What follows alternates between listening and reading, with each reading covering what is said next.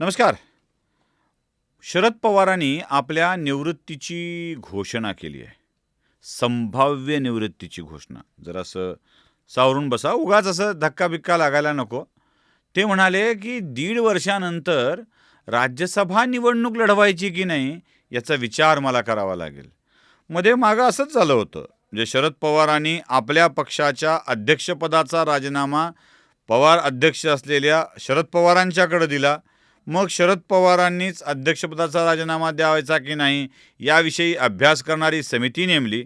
समितीने शरद पवारांनी राहिलं पाहिजे असा निर्णय दिला आणि शरद पवारांच्याकडे दिलेला राजीनामा वापस घेतला. मला वाटतं माढ्याच्या निवडणुकीतून पवारांनी माघार घेतल्यानंतर, अरे बापरे, मी काय बोलून गेलो हे? म्हणजे पवारांनी माघार घेतली म्हणायचं नसतं, माढा पवारांनी सोडून दिल्यानंतर. त्यावेळेलाही आता मी लोकसभा निवडणुकीच्या रिंगणात उतरणार नाही, आता मी ज्येष्ठांच्या सभागृहात बसणार, आता मी निवडणुकीच्या राजकारणातून बाहेर पडणार, असा दावा पवारांनी केला होता. त्यानंतर पवारांनी आता 1.5 वर्षानंतर येणारी राज्यसभेची निवडणूक लढवायची नाही याचा विचार करायला सुरुवात केली आहे. क्या कमाल का टायमिंग है यार शरद पवार का. म्हणजे क्रिकेटच्या मैदानावर फटके मारण्यासाठी हेलिकॉप्टर शॉटला धोनीला जो टायमिंग लागतो, स्ट्रेट ड्राईव्ह मारायला सचिन तेंडुलकरचा जो टायमिंग आहे, तोच टायमिंग शरद पवार राजकारणात हुक शॉट मारताना करत असतात, असा आम्हाला तरी आता वाटायला लागला आहे. बघा, महाराष्ट्राच्या निवडणुका तोंडावर आहेत, अगदीच तोंडावर आहेत. आणि या स्थितीमध्ये शरद पवारांना असं वाटतंय की मी माझ्या राजकीय जीवनातील निवडणुकीच्या राजकारणाची निवृत्ती घेतली पाहिजे. आणि हे का बरं? तर नव्या रक्ताला संधी मिळाली पाहिजे म्हणून. आता अजून पवारांच्या घरातलं कोणतं नवं रक्त आणायचं राहिलं आहे आणि त्याला संधी द्यायची आहे माहीत नाही. झाले शरद पवार, सुप्रिया सुळे, पवार, अजित पवार, पार्थ पवार, युगेंद्र पवार आणि आजकाल ते नाव चर्चेत का नाही हो, रोहित पवार? कुठे गेलाय? म्हणजे फार काही चर्चा दिसत नाही. मग चिंता वाटते आम्हाला. पवारांच्या शिवाय महाराष्ट्राच्या राजकारणाची कशी काय आपण कल्पना करणार आहोत? चर्चा वाटते आम्हाला, की चिंता वाटते आम्हाला, की रोहित पवार गेले कुठे? असो, तो पवारांचा विषय आहे. नव्या रक्ताला संधी म्हणून पवारांनी राजकारणातून 1.5 वर्षानंतर निवृत्ती घेण्याचे संकेत विधानसभेच्या निवडणुकीच्या तोंडावर देण्यामागे पवारांचं एक साधं गणित दिसतं, ते म्हणजे सहानुभूती.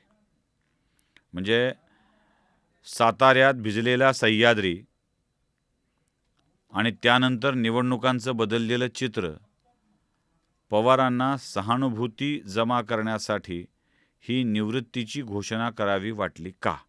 माझा पहिला प्रश्न. दुसरा प्रश्न, पवारांना आपल्या पश्चात आपल्या पुढच्या पिढ्यांची सुद्धा सोय करून ठेवायची आहे नव्या रक्ताची, म्हणून हा निर्णय घ्यावा वाटला का?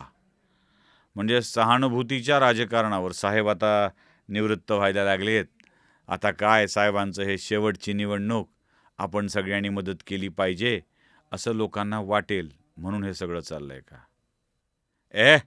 हे असलं काही विश्लेषण करायला मी आलेलो नाही आहे. तुम्हाला कळलंच नाही. पवारांनी आपली राजकीय हार आणि विधानसभेच्या निवडणुकीतील हार तत्वतः अंशतः मान्य केलेली आहे. होय, पवारांनी हार मान्य केलेली आहे.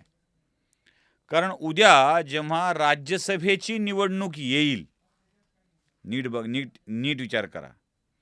उद्या जेव्हा राज्यसभेची निवडणूक येईल तेव्हा एक खासदार निवडून येण्यासाठी लागणाऱ्या आमदारांची संख्या कमीत कमी 42 एवढी असेल. जे शरद पवार 80-85 जागा निवडणूक लढवत आहेत, त्यांचे 45 आमदार निवडून येणार आहेत का? आपले 45 येणार नसतील तर उरलेले 2-4 आमदार दुसऱ्याला देताना ज्या ज्या काही तडजोडी आपल्या आयुष्यात कराव्या लागलेल्या आहेत, त्या तडजोडी आपल्या नशिबाला येतील आणि एकही खासदार निवडून आणणं अशक्य होईल. म्हणजे जी अवस्था आत्ता उद्धव ठाकरेंची आहे, तीच अवस्था शरद पवारांच्या राष्ट्रवादी काँग्रेस पक्ष शरद पवार गटाची येऊ शकते. याची पुसटशी जाणीव शरद पवारांना झालेली आहे. म्हणूनच पवारांनी आत्ताच मी नाही बाबा लढणार अशी भूमिका घेतलेली आहे. कारण येणाऱ्या विधानसभा निवडणुकीत शरद पवारांना 6-7 पक्षांच्या साठेमारीत आपल्या पक्षाला जागा किती उरतील हा प्रश्न आहे. सगळी स्थिती अनुकूल असताना एकदाही 100 गाठता आली नाही. 100 गेली खड्ड्यात. किमान मोठा पक्ष होण्याची संधीसुद्धा पवारांना गाठता आली नाही. ते पवार 80-85 जागा लढून एक खासदार राज्यसभेवर पाठवता येऊ शकेल, एवढ्या जागा देखील मिळू शकतील की नाही याविषयी साशंका आहेत. म्हणून कोल्ह्याला द्राक्ष आंबट या प्रकाराप्रमाणे निवडूनच येणार नाही तर आपली इच्छाच नव्हती अशातला तो सगळा प्रकार आहे. आणि पवारांनी आपल्या निवृत्तीचे संकेत दिलेत म्हणून घोषणा केलेली नाही आहे. आल्यात जेवढ्या जागा जमलाच मिळ तर राहू पुन्हा उभा, लोक म्हणले म्हणून राहावं वाटलं असं म्हणता येतं. आणि समजा नाही आल्या तर मी तर आधीच निवृत्ती घोषित केली होती असंही म्हणता येतं. अशी पवारांची दुहेरी नीती आहे, हे लक्षात ठेवा. आणि ज्याला ज्याला सहानुभूती वाटते ना त्याने ती दाखवत बसा. नमस्कार.